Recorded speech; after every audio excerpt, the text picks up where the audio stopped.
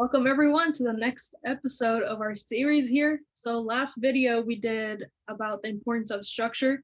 This is pretty much to build on top of it to give you guys a couple of more tips and tricks.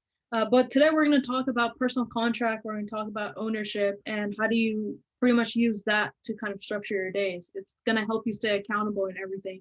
So I'm going to have Stefano start off with this. What's going on, guys? Miss you all. Hope everyone's doing well. Like Sharma said, we're going to be going over like structuring your days, but more so writing a personal contract to yourself. And I call it a pledge. You know, you're pledging to yourself, kind of like the Pledge of Allegiance. But I'll read off mine as an example, but this is so important. It's just like reaffirmation. Yeah. Is that the word? Yeah. It's more of a reaffirmation that you wake up in the morning and should be writing your goals every morning and night. Helps a lot. But this is my pledge that I write to myself. I sign it every day, sign and date it. But I write, Stefano Saris, write my name down there. Pledge to be the best version of myself possible, to do whatever it takes to be the greatest trader I could possibly be, greatest mentor in the world that I could possibly be, the most self-disciplined person in Forex, the greatest fiance, husband, brother, son, grandson, nephew, and father that I know, to do the things I have to do each day, regardless of my mood. Key right there. One day at a time, 1 hour at a time, 1 minute at a time. Results are all that matters. You sign and date it. So that's just an example. It doesn't have to be exactly like that, but a lot of times when you are, let's say, writing your goals in the morning, throughout the day, you forget, what your mood was in the morning. Maybe you slack a little bit. Maybe you went on Instagram or watched a useless YouTube video and you forgot what your goals were. Not forgot, but they just weren't at the top of your minds. It's awesome to have something like this, that you write that contract to yourself and you make sure that you're sticking to that every single day. And the reason I said key, regardless of your mood, most of the time you're not going to feel like doing a lot of this stuff that you got to do. That's key. And when you read that every single morning, you start to, it's very hard in the beginning, but towards, let's say week 1 or 2, after 2 weeks of doing this, it's going to get a little bit easier for you to ignore your mood and focus on the things that you have to do. So highly recommend doing this. It helps a ton. Mm-hmm. I know it's helping Charm out a little bit with, no, that's more of an AAR Yeah, working out right but now. even then, so in the last video, Stephanos mentioned an AAR, the after action report. And so after that, I got a journal, and in that, I write about, it's not even just like a trading journal or anything like that, but I have like all my goals written down, right?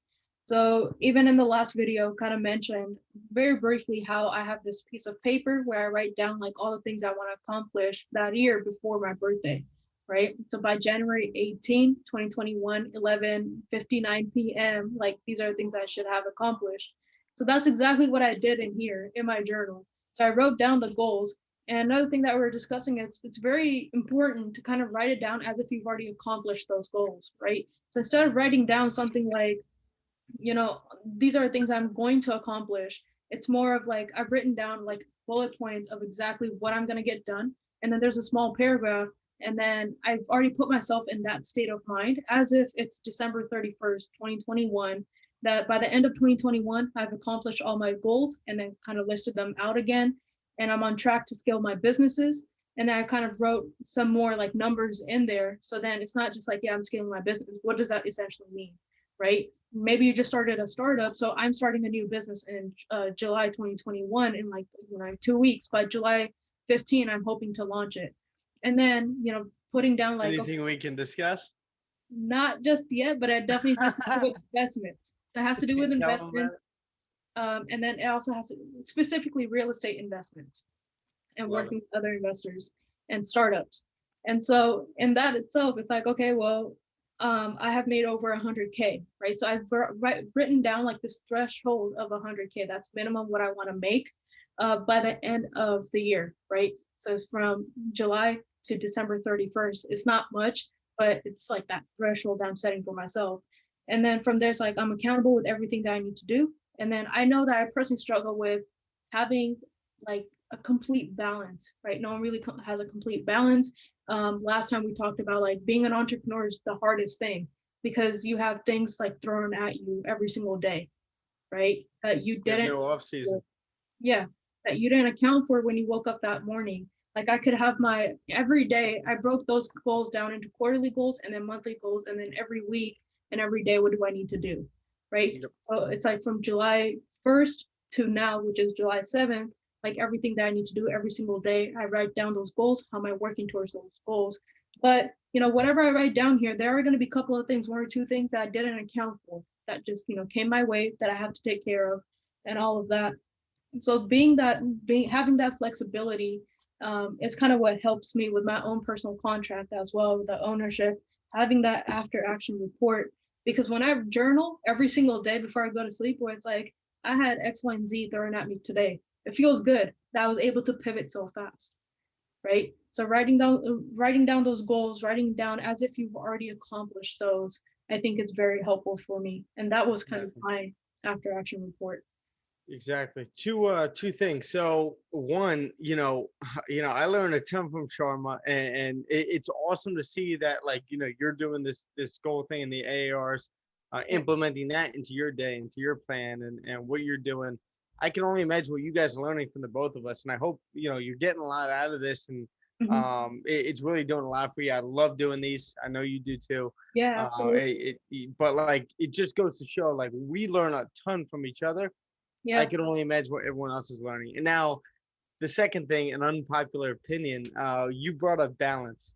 yeah, Um, Now, if you want to be an entrepreneur, and you think you want this life, and you think you want everything that we're having, if you want balance too, it's almost nearly impossible, to be absolutely. honest with you. If you want to be great at anything, balance is pretty much out the window. So if you want to, go to soccer games for your kids when you're on the weekends, have those weekends off and not do much and hang out, listen, go get a job, find a job that you're really happy with, and something that you love to do, because there are very happy employees out there, people that are high up in companies that are happy working Monday to Friday, and having their weekends off, maybe not making as much as they would as an entrepreneur, but Mhm. they are making a good amount of money, and they're comfortable, and they have balance with their families and everything like that. You want to be an entrepreneur, a very successful trader, you can have balance as a trader, but as an entrepreneur, taking those funds from the trading and then moving those into other avenues, like real Yeah. estate, like e-commerce, like whatever it is that you're doing, a meal prepping business, whatever you want to do. It's very, very hard to have balance, so you just need to mentally prepare yourself. I'm not telling you to drop everything right now when it comes to entrepreneurship, just because you want balance, but just buy into it, and drink the Kool-Aid, and understand that it's going to be very hard. And as long as you realize that, you're not going to be letting yourself down with anything. I 90% agree with that. The 10% comes from the fact that absolutely in the first, maybe even 5 years, you're not going to have that balance, Yeah. right? Yep. And that's definitely something that I struggle with. And I know that I struggle with it, right? But the 10% comes from the fact that eventually, when you start scaling your businesses, eventually, when you start becoming better at trading and all of that, that's when you have some sort of balance, right? That's when you're like, well, I have my trade running, for example, like I'm just going to use it in a trading perspective. I have my trade running. I've taken my partials. Trade is completely risk free. It's running over the weekend. I'm going to go enjoy it and watch my son play baseball or my daughter play, whatever it is. That's where that balance comes in. But when you're an entrepreneur, you're not going to see that in the initial stages at all. Hmm. Personally, right now, I'm going through it. And that's because, doing the masters, obviously there's a ton of work that's involved around it. And then it's not even just the classes I'm talking about, right? Being part of hackathons, being part of different competitions, building the network is my main purpose of doing the masters, right? This education I could get from anywhere. And then on top of that, you have trading, the mentorship. Obviously, that takes up a lot of work because it's not, none of our mentorships are cookie cutters, right? We don't have this like, here's a course, go watch it, and that's it. Both of us are very heavily involved in our mentorships. We, meet up with our students. We make sure like everyone's on track. We have these one-on-one meetings, not even in the mentorship, even like on Instagram, or if someone reaches out to us like on different social media platforms, then having those meetings with them, like, how can I help you? We're very heavily involved in this industry. On top of that, having other businesses, Yep. right? Just starting another investment business. Before that, I had like, a couple of more. So that's where, that struggle comes in because obviously I'm so busy doing all this work Like I have to tell friends and family, like, I'm sorry, I don't have the time to Yep. go out or like have fun. And I mean, you should be able to once in a while to kind of refresh your mind, but that's where the struggle comes in, right? As an And entrepreneur. yeah. Yeah, you got to be open to sacrificing a lot in the early years. Not that's mainly what I meant. Those first Yeah, 5, maybe 10 years for some people. It's absolutely. gonna be very tough. And like, let's say, most traders probably catch their stride after, let's say, 3 or 4 years, Yeah, probably. yeah, Um, on average, 3 or 4 years. So you're catching your stride. Now you want to perfect it. So now that takes probably like 4 to 6 years of mm, somebody like really perfecting their trading. But guess what? Then at that point, you're going to want to take those funds and roll that into real estate. And that real estate career takes 3 or 4 years to get off the ground. So you absolutely. got to be able to, let's say you're in your 20s, be able to sacrifice a lot of your 20s to really be able to see the success in, let's say, your earlier mid 30s, and to be able to retire in your early 40s. Yeah, That's the goal. But if you're anything like us, I don't think anyone's going to be retiring. yeah. I think we're pretty much workaholics. I The can't way ever that see both of myself us are, even if retiring. we have Yeah. the age and the financial Yeah. freedom to retire, we probably wouldn't be because both of us are like, how can we That continue to is provide more retirement. value, right? Yep. And that's the way that both of us are kind of like, programmed, I guess, that how can I, we continue providing value? I think the retirement thought is something that's often in someone's mind when they're not happy with their job and they Yeah, can't wait till they're 65, or they get that from their parents where get a job 65, you can retire, 401k, all that. yeah, But when you're in the entrepreneurship world, retirement isn't even on your mind. You're looking at financial freedom, and you're looking at the stages of financial freedom. There's multiple stages where you don't have to worry about bills, and then you just don't have to worry about money at all. So there's different stages, and you're also pushing for legacy. You're pushing for your family to be financially free. right. As long as you have the work ethic that you have, that's all that you can push Yeah. forward to them. And yeah. People probably, hear us talk or, look at our life and they're like, damn, you guys are so busy. You must be miserable. I'm not. No, no, you know, it's I'm addicting. busy. I'm busy as hell, but Yeah. I absolutely love waking up in the morning and I absolutely love what I do. I'm very excited. For example, our pre-New York sessions, I'm based in California, so our pre-New York sessions are 4:30 in the morning. A lot of people look at that, my family and friends look at that and they're like, damn, why are you like up so early? So to prepare for that 4:30 session, I wake up at 3 o'clock, right? And get ready with my analysis, get ready to like, all right, let's do the live session and everything, Mhm. 3 o'clock in the morning. A lot of people look at that and they're like, damn, like why so early, right? Like your life is miserable when you have to wake up. It's not. I love waking up in the morning, even if it's like 2 hours of sleep, 3 hours of sleep, whatever it Yeah. is, and get my day started because I love everything that I do. And that's why retirement isn't on our mind because we Yeah. love what we do, right? You And never want to quit doing what you love. mhm. You're probably the same way as me too, where some days you don't even need that alarm. It's Yeah, just like, all right, let's go. absolutely. I mean, Mhm. there are days when I wake up at like 2:59 a.m. It's like, damn, it's not even 3 o'clock, right? And That's what when like amazes me. yeah, and when you go to school and you're like, okay, just one more minute of sleep, like I got it. Like, you don't even have that Yeah. anymore as an Hmm. entrepreneur, especially if you love what you do, or even Yeah. if like you don't have to be an entrepreneur. If you have a job and you love what you do, right? You don't need to have an alarm. Yeah. Um, but that's kind of like that's where you have to bring in that own personal contract. Like that's where you kind of have to learn how to structure your days too. Where we talked about, setting specific time throughout the day for specific tasks, right? Even though we love what we do, it's very easy to kind of like have things overlap. But it's like, no, if you want to be successful in things, that you need to like allot specific time to them. One thing that I've learned is, I actually read it somewhere, was you don't need to be perfect, you just need to be flexible. So Yeah. everything that we're talking about here, it definitely pertains to trading, but it also pertains to like anything else that you want to do, any business that you want to do or whatever it is.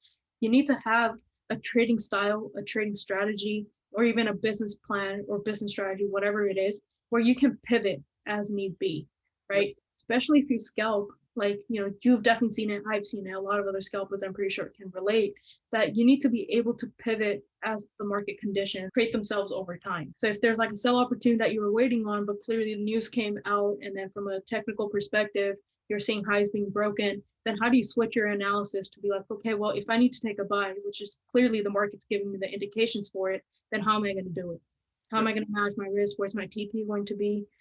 How long is this trend going? Is this just the counter retracement, or whatever it is, a counter trend, and then or a retracement trade, what it is, you have to kind of pivot very quickly in trading. That's a great example of how your life, it's so important for you to be able to handle adversity in your actual life and why that translates into trading. So Yeah. like that could be that pivot you can need in real estate. Maybe toilet breaks in your investment property, and you need someone to go over there, but you don't have anybody that can go over there. You got to drop everything you got to do and go over there, or hire somebody, do something. But Right. that's just an example. But like you got to be able to understand that adversity is going to happen in life. You got to embrace it. You got to eat it up, and you got to move forward and make sure that you get it done. Same thing in trading. Trading is so similar to business and also so different in different ways too. Yeah. And But it's happening right now in real estate too, where it's like, everyone's like, oh, prices are great. People are like going out selling houses and everything. Like if you're a real estate agent, if you're like an investor or whatever it is, like it's probably a great market. But you look at the data points now, all of that's coming right back down. Exactly how trading is, the market never just moves in one direction, it retraces, right? adapt. Yeah, and it's the same exact thing that's happening with real estate right now, where you're starting to see the data points of like, okay, now we're starting to see some sort of retracement. We're hitting like some sort of resistance. We're getting ready for it. The market's like, new highs. Yeah, collecting orders, as you can say, right? And so now, as a real estate investor, as a real estate agent, or wholesaler, whatever you do, how do you adapt to that market now? How do you make money off of that when the supply is there but the demand's not there anymore? When prices start to drop, right? So it's every part of your life that pretty much everything that we're discussing in the series, you can use that in any part of your life. And these are things that we're using in different parts of our life, our businesses, trading, whatever it is, everything. And having that structure is very important. You have that structure through trading plan and trading, right? Exactly. If you stick to it. If you stick to it, right? And see, that's another thing. Let's say like you don't stick to your trading plan in trading, and we'll do like a completely different episode on that, and like what are some things that we include in our trading plans. But let's say it starts off small. Everything starts off very small, right? You can't stick to your trading plan in trading. How are you going to stick to your personal contract in life? Because that's when things get harder. Trading is easy. Things get hard. You get up and like you walk away from the screen. How do you walk away from life like that? Right? No. I mean, this is not a game. Sometimes you can make one decision and wipe out your whole trading account, and unfortunately, that trading account might be your life savings if you're stupid enough to do something like that. So, it is a game, but you could also make it not a game and make it real really quick. Yeah. So, highly recommend not doing that. That's an example. But it definitely got intense here with the last couple of things that we're talking about. These are things that we definitely want to discuss, because these are things that I'm learning over time, like with different businesses, investments that I'm doing, angel investments, whatever it is. These are things I'm learning over time. It's like trading was such a small part of like building the discipline, building the skill sets that I'm using right now, right? And so I wish like someone had told me that before, like, hey, whatever you're doing, trading is just a small part. Whatever skill sets that you acquire from here, where like the things that you learn from here, you can definitely apply that in life. And if you like mess up your trading plan, you're like, it doesn't really matter, this and that, you're gonna mess up in every other aspect of your life too, right? Because you just haven't developed that discipline. So before having my mentorship about 2 years ago or so, I've told you like I used to work for a different company as a mentor. And so what we used to do is a lot of other mentors did it. I personally never picked up on it at that time, but they used to have their students create index cards and kind of just put that in front of them. And then on that index card, you had goals written down on it. By July 29th, 2021, I'm gonna make like 5K profit, 10K profit, depending on your account size, maybe even like $250 profit, whatever it is. But these are the things that you saw every single day when you came and sat down on your desk and you looked at your screen or whatever. It was always there, right? So that was one way of like making these people have personal contracts for themselves. You have a goal of making $250 by the end of the month or whatever it is. You have a small account. There's no room for you to just like, I don't want to follow my trading plan. I don't want to do this. I don't want to do that. You have to do the things that you don't like. Yep. Right. And when you have losses, then also obviously managing those losses, not being okay with like, well, I have $100 account and then I had like a $50 loss. It's fine. It's not fine. You got to go back and take a look at what you missed. Right. And then how do you improve your conditions the next time? How do you make sure that you're not doing the same exact mistake the next time? Because you have a deadline to meet, personal deadline, but still a deadline. Yeah. And then also, like you were just talking about goals and setting goals. I tend to think a little bit opposite than most people. A lot of people are like, don't set your goals too high because you might not accomplish them. Come on, like set them high, like 10x your goals. Yeah. If you 10x your goals, if you don't do that, you're only going to be aiming for something, little. You don't want to be average. You don't want to have average goals, because if you have average goals, you can have average results, an average life, and I know you guys don't want that. Yeah. So 10x your goals and make sure that they are almost feel like impossible to attain. And never reduce your goals. Never reduce the target that you're trying to reach. Because if you reduce the target, a lot of people do that. A lot of people are like, I don't know if I can reach it. They end up adjusting the goal instead of adjusting their actions and adjusting the things that they have to do. That's what you want to adjust, not the goal. Set the goal high and then adjust your actions accordingly to how you want to accomplish those. Some of the questions that you should be asking yourself when you're about to adjust your goals is, why are you adjusting it? Exactly. Right? Maybe I'm not putting the work in.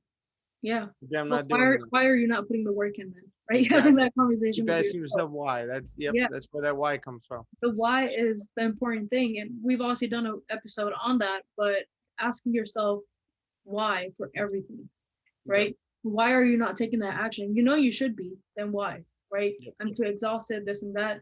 Well, then maybe if you're too exhausted, you have 14-hour work days or whatever it is, then you shouldn't be scalping. Try to find another strategy, right? Trading allows you to have different strategies. Be a swing trader, right? Or be like a day trader, whatever it is, find your own strategy, right? And then from there, it's like, well, I don't have time because I have to make time for this, that, this. Like, if you're making time for that, and this is so important to you, why aren't you making time for this too? Yep. Right? So really asking yourself why. But the hardest part is being hard on your own self, because then you start making excuses, right? And that's the same exact thing that in trading, what I do is when I'm doing my analysis, for example, I give myself 10 seconds after I've done the analysis, and I should be able to explain to myself within those 10 seconds that, well, where am I going to take my entries? Where's my stop loss going to be? If I'm at any point at that 11th second and I'm not able to tell myself like this where my entries are going to be, I'm starting to convince myself, right? So giving myself like those 10 seconds, for someone else, it could be 30 seconds, minute, whatever it is, depends on like how long you've been in the market, you've been doing your analysis. But I know by the 11th second, if I can't convince myself that there's a trade there, then there isn't a trade there. I like that. Right? So there's no need to force it. Makes a lot of sense. Yeah. And one thing you mentioned before, where like you got to ask yourself why you're not reaching those goals, or why you aren't. Sometimes that conversation for most people doesn't work. It's not really going to do much for you. But if you write it down, like those after action reports, and like a lot of people just don't want to actually do that because they're like, I don't have to write it down. I don't trust me. I was like that.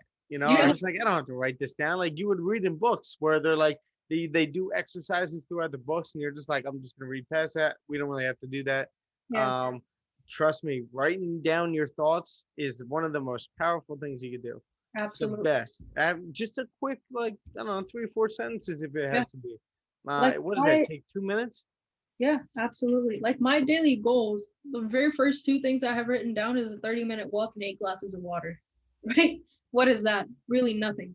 But when I come back and at the end of the day, when I'm doing like check marks next to my goals and that 30-minute walk is not check marked, then I'm like, well, I didn't accomplish goals, right? Maybe I had 7 glasses instead of 8 glasses. That's really nothing. People drink like gallons of water every day, right? Then like checking and not being able to check that off. And then you're like, well, I had set, let's say 6 goals. And out of that, I'm only able to accomplish 3. Why? Make me thirsty.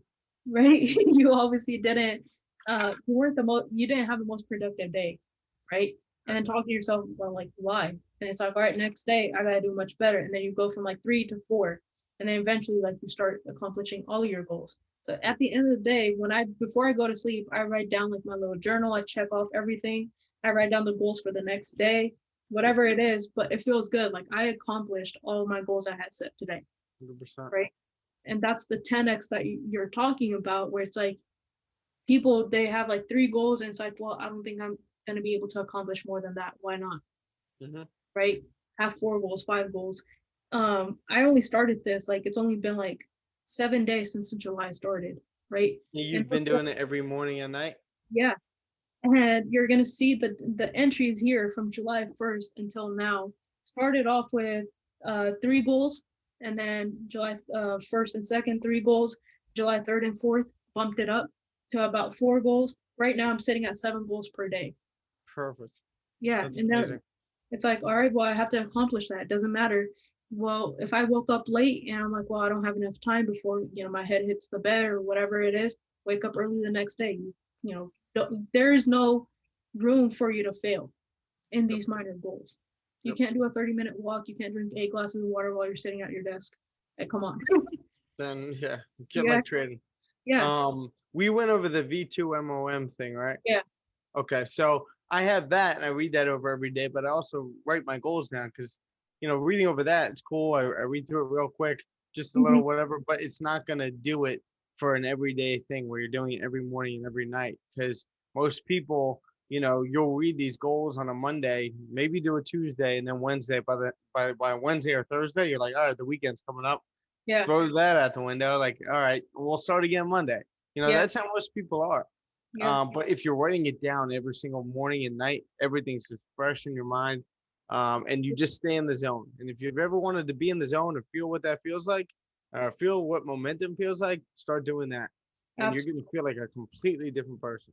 Absolutely. And then that kind of brings us into like ownership, right? So you have your personal contract, but then ownership is slightly different along the same exact lines, but ownership is more of holding yourself accountable, Yep. right? So I know Yep. you do that a lot with a lot of people that you talk to. So do you want to go ahead and speak on that?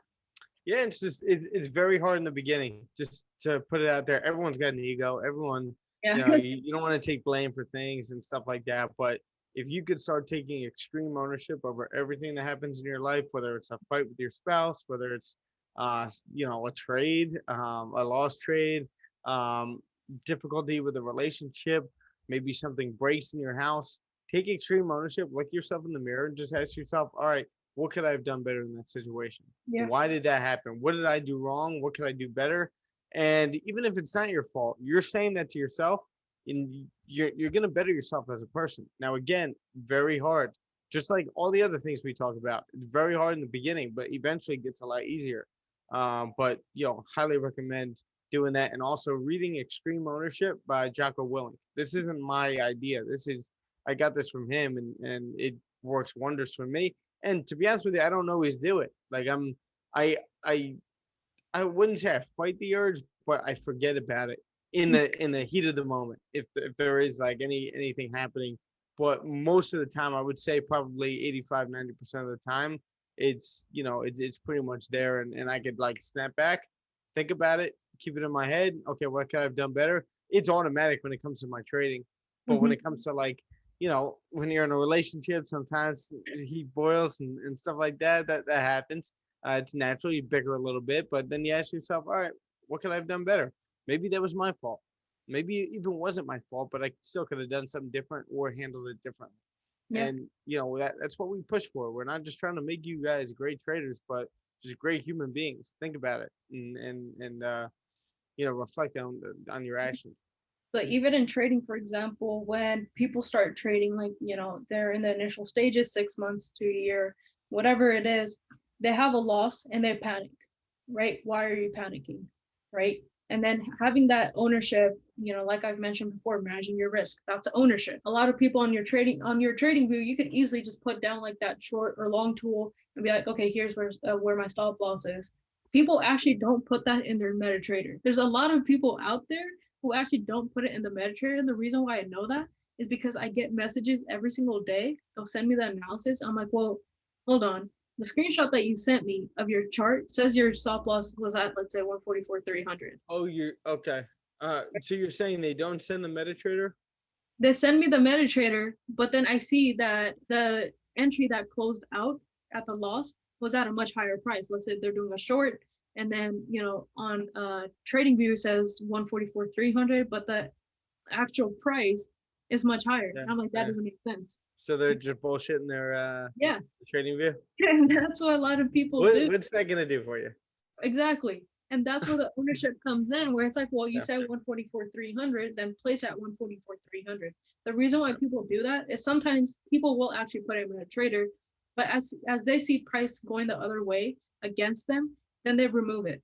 And they're like, eventually it's gonna go my way. That's where that mentality kicks in. And so that's where you gotta have that ownership of like, well, I messed up this trade because I didn't manage it. Yep. How do you manage it next time? Was it early entry? Was it late entry?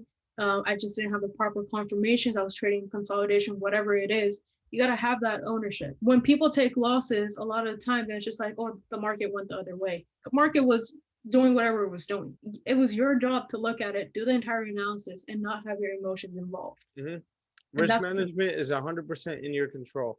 And guys, real quick on the stop loss thing, it may work once, it may work twice. It ain't gonna work in the long term, and you're gonna blow your whole account. Good luck. Yeah. If you're doing that right now, good luck. I wish you luck, but unfortunately, your trading career is not gonna last too long.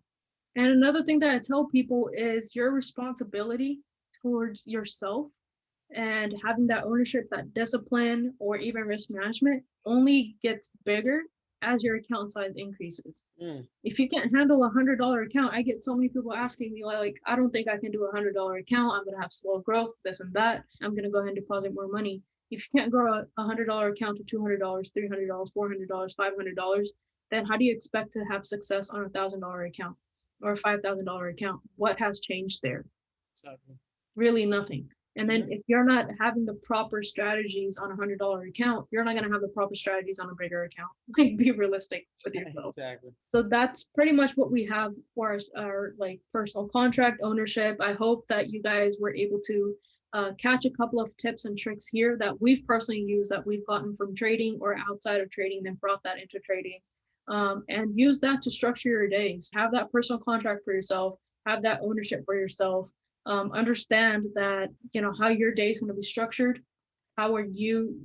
Everyone's going to trade differently, obviously, right? Stefan's a scalping. I'm a bit more comfortable scalping with swing trades, and then we're learning from each other, all of that stuff. But kind of figure out like what's your style of trading, and then understand that trading is only a small part of your life. If you can be successful in trading, all you have to do is use the same exact skill sets in other parts of your life. So I really hope that you guys got to learn at least one or two things here in like the 30-minute video that we had. And then as always, if you guys have any questions, always feel free to reach out to either of us, and we'll be more than happy to help you guys. Absolutely. And I honestly, like, we've had a lot of good videos so far with this, but I think if you guys watch this probably like 3 or 4 times and take notes, this video alone could probably change your life if you actually watch it the right way and analyze it and rewatch it and take notes and actually pay attention. This video could alone change your life as a whole. Yeah, there are Not definitely only your trading career, but your life. definitely some like intense conversations with intense topics. But they work.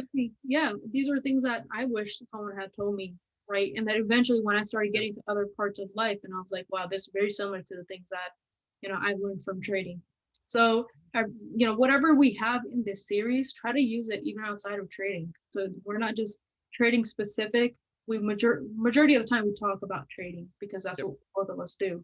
But we both do other things outside of trading. So we really hope that these things can help you out. Absolutely.